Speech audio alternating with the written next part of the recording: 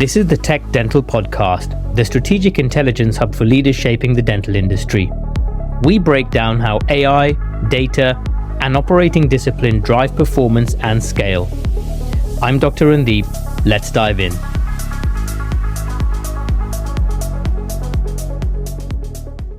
Today's episode is about scale, and more specifically, why scaling dentistry so often breaks before it succeeds. My guest today is Andy Sloan, Managing Director for Dental at Agilio Software. Andy has spent more than 15 years operating at the sharp end of dental technology, scaling systems, integrating acquisitions, and helping practices move from reactive management to structured, repeatable growth. That experience is especially relevant right now. Recently, Agilio announced the acquisition of Patient Plan Direct, a significant move that says a lot about where the industry is heading next. Andy, welcome to the TechDental Podcast. Thank you. I'm really pleased to be here. Andy, let's start with lived experience rather than theory. You've been inside fast-growing dental groups and large-scale integrations. Once a business moves beyond a handful of practices, what's the first thing that actually breaks? It's a really interesting question. I would say the first thing that breaks is informal control. So at 5 practices, most leaders can run on memory, the relationships, and more importantly, their gut feel. They tend to know what's good, what's not so good, and what's risky, even if it's not written down. Once you move past that, so once you get to the 6+ site, the business doesn't suddenly become more complex. But what changes is the kind of founder can't really see it anymore. So for me, it's about the visibility that's lost as groups tend to scale. And when visibility is lost, what happens is decisions then tend to slow down.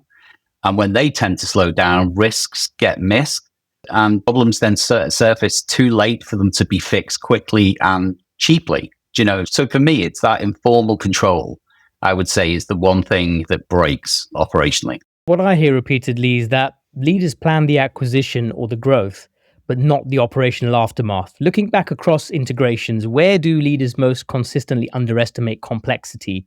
And what does that misjudgment usually cost them first? Is it margin, morale, or momentum? I would say the one thing that's most underestimated is variation.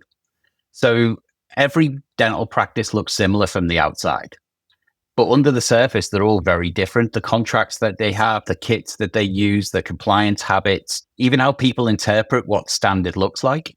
So that variation compounds with every acquisition. And what feels like a one-off exception at 10 practices becomes a structural problem at 50. And most leaders then plan for growth, but very few actually plan for managing difference at scale. And what happens then is a variant business suddenly starts to leak, and that can be margin erosion, availability, staff morale. There's a multiple things that can start to compound, and that's all because variation is underestimated at the start. And if you had to reduce that experience into one hard-earned lesson about scale that most leaders only understand once it's already cost them something meaningful, what would it be? Yeah, so the biggest lesson is that you can't buy growth before you buy control. A lot of founders assume that they'll sort out the systems later, they'll come good as they've scaled. But later's when the organization's a lot louder and more political as well, and that becomes harder to change. So the cost doesn't always show up immediately. As I said before, it leaks out through margin erosion. Leadership burnout is another thing that happens, and a culture of constant firefighting, which people try and badge as fast moving or fast paced when it's not. You're constantly trying to keep the fires from burning out of control. And by the time it's obvious, it's already very expensive. I want to build on that a little bit because I think this is where dentistry has a structural issue. In scaling dental groups, where does lack of clarity do the most damage? Do you think it's compliance, people, asset utilization, or leadership decision-making? Yeah, it could be a combination of all of those things, honestly. But for me, the biggest thing is decision-making without question. So operational failures in dentistry aren't because leaders don't care or they don't know what good looks like. They fail because they can't see where to intervene. Compliance issues, people problems, asset risk, they're all symptoms. But the real damage is when leadership teams don't trust the data enough to act decisively. So uncertainty creates hesitation, and hesitation is incredibly costly at scale. What's striking is that when clarity disappears, The instinctive response is often to buy more software, yet paradoxically, many groups end up with more tools and less insight. Why does technology adoption often amplify chaos instead of resolving it? Not to create clarity, which is a big mistake. Each department looks at solving its own problems within a scaled group. HR buys one system, operations then go and buy another, compliance buys a third, but nobody's actually designing what the operating model should be. So instead of one version of the truth, what you end up is several competing versions. And then what you try and do is digitize a fragmented operation. And as a result of it, you don't get clarity. What you'll get is faster confusion. That's really a topical issue here, especially with all the tools and technology and AI coming in, is you don't want to start amplifying confusion. You actually want to solve the pain points. I think this is where maturity really shows. When you walk into a well-run dental group or a dental organization, what does operational maturity look like day to day? What's the reality inside the organizations that you see? So operational maturity is when leaders don't need meetings to answer basic questions. They know what's compliant. They know what's overdue. They know what the risks are and who owns a decision. The most well-run dental groups I've seen have got fewer dashboards, not more. And the organization consistently highlights what attention focus is needed next. And at that point, the business starts pulling leadership forward instead of leaders dragging the business behind them, which is what you see too often. So going back to it, that operational maturity is around having clarity and clarity of data to make the right decisions within that group. They're the most operationally mature from my experience. Recently, Agilio announced the acquisition of Patient Plan Direct. And this isn't just industry news, it's a live case study in exactly what we've been discussing. So for listeners who haven't unpacked it yet, what is this acquisition really about beneath the headline? Yeah, so this is a long time in the making. So I pitched acquiring Patient Plan Direct a number of years ago now to our investors. And it's a purpose strategy that we've implemented. When you look at dentistry, a lot of it is commoditized, even down to PMS software. A lot of it is quite similar. So one of the things that I was asked is, where's dentistry heading next? And it was quite clear to me that it's in the patient engagement space, and we already had some of the tools to be able to deliver an end-to-end patient engagement experience.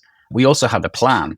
Agilio's plan was called IPE, albeit it was much smaller in scale than what PPD is today. So when we acquired the Fresh UK and brought Prav Solanki on board and started to look at how he was attracting patients for practices in a very unique way, and a way that we believed would benefit the whole patient engagement experience. And more latterly, acquiring Dengro and thinking, okay, we've got two parts of something quite special here. We've got the ability to digitalize the attraction of new patients and ideal patients. And now we've got a CRM that can house the conversion of those patients. What we now need to do is implement a retention strategy to keep ideal patients within the group. And that's where Patient Plan Direct comes into it. So what we've done is created an end-to-end attract, convert, and retain strategy within the dental market. And it's been commented since the acquisition numerous times that people thought it was an act of genius because it plays to where dentistry is going today. People want ideal patients, not just patients. We know that there's a supply and demand issue within the market. So when you're in that position, you want to choose who it is you're going to see, especially in a fee per item setting, and you want valuable patients coming back to the practice time and time again. And it leans into AI as well, which is where Agilio is heading, but responsibly. So what you won't have seen from us is that we've splashed AI all over our products, which a lot of people do, and that's fine. But for me, if it's workflow, it's not true AI. The culmination of the Fresh, Dengro, and Patient Plan Direct overlaid with responsible AI, we think is going to change the market forever. It isn't about bolting on another product. You're actually connecting membership plans with compliance, workforce performance, patient engagement, and growth infrastructure. But why was it strategically important to bring these pieces together now, rather than treating plans as a standalone revenue system? Yeah, as a standalone revenue system, it's quite disparate in its approach. And the big reliance on plan success is the practice staff. And the practice staff promoting plans within their business, which generally they don't they don't like to do. They're caregivers as opposed to salespeople. By connecting all these things together now, with the enhancements that are coming in automated workflow and automated intelligence, just felt natural. Now what we can do is we can connect a PMS to a CRM, to a plan management system, and look through a patient list and start to communicate to those patients when we believe a plan is pertinent to them. So that's great from the practice point of view because it takes away that hard work of promoting plans whilst the patient is in the practice. But then for the business impact of that is reoccurring revenue, which is gold, especially when you come to business valuations. The more reoccurring revenue, the more predictability you've got within that business, the higher the valuation will tend to be. So it was just the right time for us to do this. And we believed with some of the enhancements that are going to be coming online within the next 6 to 12 months, like I said before, we think it will be game changing. Membership plans have existed for years. And what's changing is how plan data is being used, not just for billing, but for forecasting, retention, and operational decision making.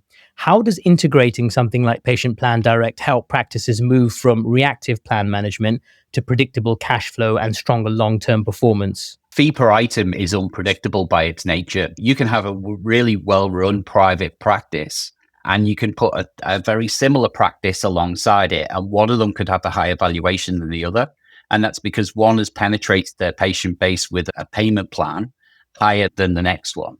So when you're talking about cash flow, I'll use COVID as a prime example of this. I was at Portman, on the board of Portman Dental when COVID hit. And as a predominantly private group, you can imagine that the income that we were going to generate disappeared. And that was a worry. One of the saving graces was the plans that were in place in the dental practices at the time. They meant that we were still generating cash, on a monthly basis, which helped us and springboarded us to where we got to at the end of it. So if people think that plans don't count, that's one prime example where they came into their own. A lot of clinicians in dentistry survived because of plan income and what it did for their business, especially private dentists, when the fee per item revenue dried up. It's not new. Plan management isn't new. But what we intend to do with it is absolutely new and takes it to another level. And again, that was the reason why we thought Patient Plan Direct was the perfect acquisition for us. I think this feels like a signal to the market that future-ready dental businesses will be judged less on top-line growth alone and more on systems maturity, predictability, and risk. From your perspective, are connected platforms like this becoming the baseline expectation for lenders, corporates, and investors? Yeah, so predictability is key within private equity. If you're looking for investment, they're looking for predictable performance that will win out every time. And when there's volume, when there's repetition, when there's pattern recognition, all of those things will play really well from a private equity perspective. So the kind of first thing I would say is the data that your business runs on is the most important layer that you can get in place. If you've got messy operational data, it's not going to stand you in good stead. AI actually really helps with messy operational data because what it's really good at is spotting exceptions, surfacing risk, and reducing human effort. It's oversold when people believe that it will compensate for unclear ownership, poor data, broken workflows. So in that instance, AI will actually expose weaknesses very quickly. But when you're looking for investment and where the market's going now, lenders, private equity companies, they're all looking for that predictability. And that all sits on kind of like the operating system that you govern your business on. I think that's really the perfect transition because once plans, people, compliance, and patient behavior are all connected, that's really where AI can add leverage rather than noise. So from where you sit, where does AI genuinely deliver value in dentistry today? And I think you touched on it briefly there, but where do you think it's being oversold? Humans don't like repetitive tasks by nature, So the more you can reduce human effort on low judgment work, the better it will be for your business. And I said it before, AI isn't a shortcut and it shouldn't be deemed as a shortcut. If your business is talking about adopting AI, when, like I said previously, you don't have that clear ownership strategy, your data is poor, you've got broken workflows in your business, all it will do is expose your weaknesses very quickly. It won't fix them overnight. I think that where it's genuinely useful is to organize a bit of chaos, and that's generally from a data point of view, but then remove those low effort tasks within the business that can be taken over by AI and give you that clear view on risk and exceptions. Why do you think operational AI and automation often deliver faster and more reliable ROI than headline clinical innovation? Clinical is the output of everything else. Clinicians will give care in whatever environment that call in, that's the job. But what happens is leadership attention is focused generally on the clinical output and not the operational layers that sit before it. I think in the future, what will happen is businesses will be focused upon separately. The clinical part of it and the operational side of it will be governed very differently to what they are today. AI will come into the operational side and it really will streamline and enhance that side of dentistry. AI will have an influence on clinical and it will improve the way that clinical outcomes are achieved. But what it can't do is replace the clinician itself. I think that's really a key distinction because AI isn't really a feature and it isn't a bolt-on. It's really, as you mentioned, a decision support layer. So how should leaders think about AI as something that cuts across compliance, people, patient engagement, and performance rather than as isolated tools? Leaders don't need more alerts or dashboards. They don't. They need prioritization. The real value of AI is helping leaders understand what changed, why it matters, and what the decision is that's required. So when AI is positioned as a decision support layer, it becomes part of how the organization thinks, not just another feature bolted on as a tool. So the value isn't actually intelligence. The value is focus. Let's talk about value creation now, because I think when leaders, corporates or private equity look at dental businesses today, what operational signals separate the ones they trust from those that they discount? I'll say this, and coming from a private equity background, people may say that they don't entirely agree, but for me, I believe predictability beats growth every time. Investor-ready businesses have got clear data, repeatable processes, and low dependence on heroic individuals. They can explain performance, manage risk proactively, and demonstrate that problems don't reoccur endlessly. So the operational confidence matters far more, in my mind, than how fast the last acquisition happened or how many acquisitions you've made in the last 12 months. That predictability and performance will beat that every time. Looking ahead, how do you see dentistry structurally changing in how organizations are run or governed and ultimately valued? Where do you see that changing? Yeah, it's a good question. So I would say that we're going to see, as I said, clearer separation between care delivery, operations, and ownership. So clinicians, I believe, will spend less time managing complexity. Organizations will rely more on systems than individuals. The winners won't be the biggest groups. They'll be the ones that can learn, the ones that can adapt and make decisions faster than anyone else. And one thing I really do believe is, systems thinking will become a core leadership skill in dentistry. Right now, it's a niche one, but I do think it will move over the next 5 to 10 years to being a core skill. Systems thinking is definitely the way to go, especially with AI and technology coming in to the industry. Definitely. Andy, let's finish with a lightning round. Short, sharp insights that really move the needle for our listeners. Okay. Give me one operational metric most dental leaders ignore but shouldn't. Okay, I've touched on this already, but I think the time to decision is a metric that is ignored quite a lot. How long obvious issues sit unresolved can have a compounding impact on that business. So I think a metric that people should look at and measure is how long does it take us to make decisions in this business? And like I said, obvious issues, how long do they sit unresolved? Give me a system or discipline every growing dental group needs before acquiring again. I'll just say Agilio's platform, but I won't. What I will say is that I think that every dental business needs that single operational source of truth. They don't need another tool. If you can get that operational source of truth in place, so you're not fixing isolated issues, you're fixing the problem. Before you start acquiring again, I think you'll have a better group in the long run.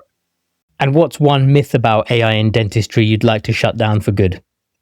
Again, it's like I touched on it just a second ago, but if you think that AI can fix unclear ownership and bad data, you're mistaken. Andy, we're coming to the end of the podcast now. This has genuinely been a valuable conversation for our listeners. What stands out for me is that the winners in dentistry won't be the ones that adopt the most technology, but the ones that build the clearest operating models, supported by disciplined use of data and automation that you've touched on.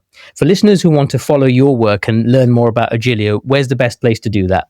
So my LinkedIn profile is where I generally share my own musings about dentistry. I do work within Agilio, and author a lot of the subject matter that Agilio publishes out into the industry. So you can go to the Agilio Software website. You can look me up on LinkedIn and follow my feed there and see my ramblings and my musings, which I tend to have late on a weekend evening with a glass of red wine. So yeah, there's a number of ways that people can keep in touch. You've been listening to the TechDental Podcast, Strategic Intelligence for Dental Leaders Navigating Structural Change. If you're responsible for growth, performance, or long-term value in this industry, make sure you're subscribed. I'm your host, Dr. Randeep. We'll see you next week.